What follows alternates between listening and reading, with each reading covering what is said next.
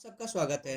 My wife is actually the empress के chapter number 39 में starting के सीन में हमें ये दिखाया जाता है चेन्नई और ली है ना जमीन पे लेटे हुए होते हैं। चेन्नई अपने मन में कह रहा होता है ये आदमी तो कितना लापरवाह है, क्या इसे ये भी नहीं पता कि हम लोग आज कितने खतरे में हैं। और कहता है अगर कोई आम इंसान होता तो इतने बड़े एनर्जी धमाके की वजह से वो सांस नहीं ले पाता, लेकिन इसे देखो, ऐसा लगता है कि इसे तो कुछ महसूस ही नहीं हो रहा है। और ली अपने मन में कह रहा होता है लगता है मेरे एनर्जी ब्लेड की वजह से चेन्नई बहुत डर गया है, कितना डरपोक किस्म का है ये। चेन्नई ली को कहता है तुझे शायद पता नहीं कि हम लोग अभी कितने बड़े खतरे में हैं। किसी ने जानबूझ के हम लोग को इधर छुपने के लिए मजबूर किया। हमारे पीछे से जो एनर्जी ब्लेड आई थी उसका यही मतलब है कि हम लोग एक नया रास्ता ढूंढे अपने लिए। ली अपने मन में कहता है क्या सच में, ये तो बड़ा ही होशियार निकला, लेकिन कितने शर्म की बात है तू एक जासूस नहीं है। लेकिन एक मिनट, तू ताजमहल में 6 डोर में काम करता है ना। तभी चेन्नई वहां से जा रहा होता है और ली को कहता है तू मेरे पीछे आ और मुझसे ज्यादा दूर मत रहना, वरना तू फिर किसी खतरे में फंस जाएगा। तभी हमें गांव का सीन दिखाया जाता है जहाँ पर लकड़ी के बने घर वर होते हैं और कुएं होते हैं। तभी चेन्नई कहता है लगता है वांग फैमिली के बचे हुए लोग इधर ही छुपे हुए हैं और देख के ऐसा लगता है कि उनको हमारे बारे में अभी तक पता नहीं चला। तभी चेन्नई ली को कहता है तू इधर ही रुक और इधर से हिलना मत, तब तक मैं उधर से चेक करके आता हूँ। तभी ली चेन्नई को कहता है एक मिनट, जाने से पहले एक बार अब इस घर को तो देखो, देखने में ऐसा नहीं लगता कि ये घर बहुत अजीब है।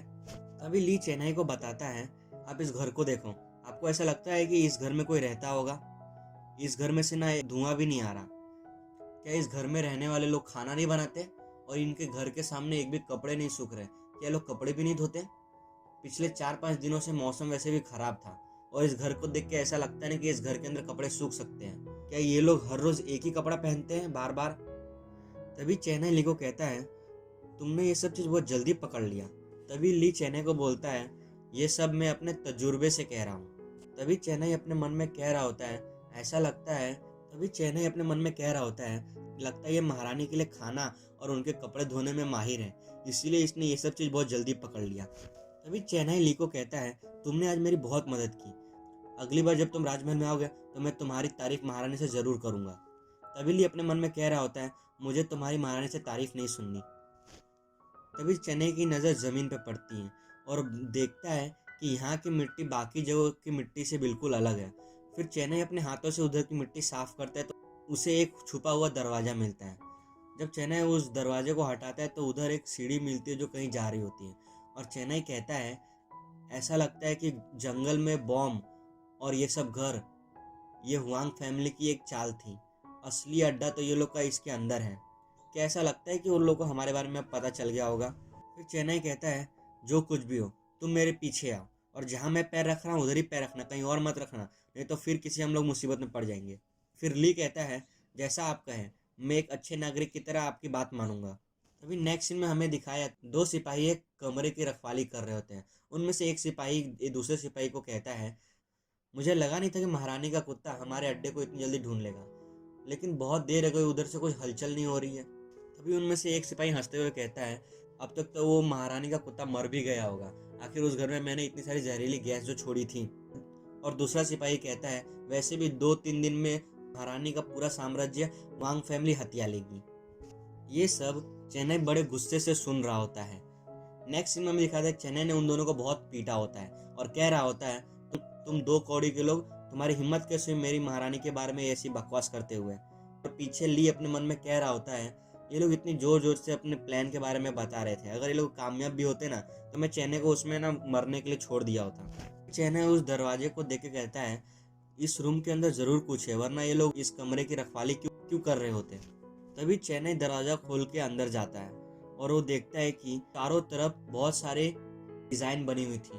और चेन्नई कहता है ये तो जाड़े सिल का नक्शा है। और अपने मन में कह रहा होता है मुझे लगा था कि जाड़े सिल का नक्शा तो सिर्फ एक ही है, लेकिन ये लोग के पास इतने सारे नक्शे कहाँ से आए। तभी कोई एक बटन दबाता है जिसकी वजह से दरवाजे बंद हो जाते हैं और चेन्नई कहता है क्या ये एक जाल था। अगले सीन में हमें दिखाया जाता है जिस आदमी ने दरवाजा बंद किया होता है वो हुआंग फैमिली का लीडर होता है और वो कह रहा होता है मुझे लगा नहीं था कि तुम लोग ये जगह ढूंढ लोगे, अब जो कुछ भी हो अब तुम लोग इधर फंस चुके हो। और कहता है ये रूम खास ट्रू क्यू ओर से बनी हुई है, इसको हम लोग रेलिक भी कहते हैं। ये सारी ताकत और हलचल को दबा के रखती है। जब तक कि तुम्हारे पास पियरलेस ट्रू क्यू एनर्जी ना हो ना, तब तक तुम इस जगह से बाहर नहीं निकल सकते।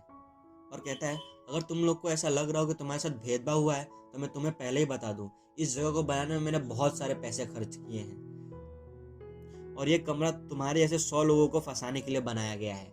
चेन्नई कहता है कितनी शर्म की बात है, मैं तुम्हारे जाल में फंस गया। और कहता है मैंने महारानी का नाम मिट्टी में मिला दिया। तभी चेन्नई कहता है अब हम लोग यहाँ से कैसे बाहर निकलेंगे जब तक कि हमारे पास पियरलेस ट्रू क्यू एनर्जी ना हो। अब लगता है कि मेरे साथ इस आदमी को भी मरना होगा। अभी चेन्नई कहता है ये आदमी कहाँ चला गया। हमें दूसरे सीन में दिखाया जाता है कि दीवार के पास खड़ा रहता है जिसमें होल होता है। तभी ली चेन्नई को कहता है ये देखो दीवार में इतना बड़ा गड्ढा, क्या लोगों ने दीवार के इतने बड़े गड्ढे को ऐसे ही खुला छोड़ दिया, कितनी सारी दरारें हैं इस दीवार के अंदर। तभी चेन्नई उस दीवार को देखता है और कहता है ये दीवार तो कितनी बुरी तरीके से बनाया है, क्या हुआंग फैमिली के लोग को दीवार बनाना भी नहीं आता। तभी ली अपने मन में कह रहा होता है मैंने तुम्हारी मदद कर दी क्योंकि मेरे को वापस घर भी जाना है, अगर मैं घर लेट पहुंचा तो पता नहीं जो मेरा क्या हाल करेगी।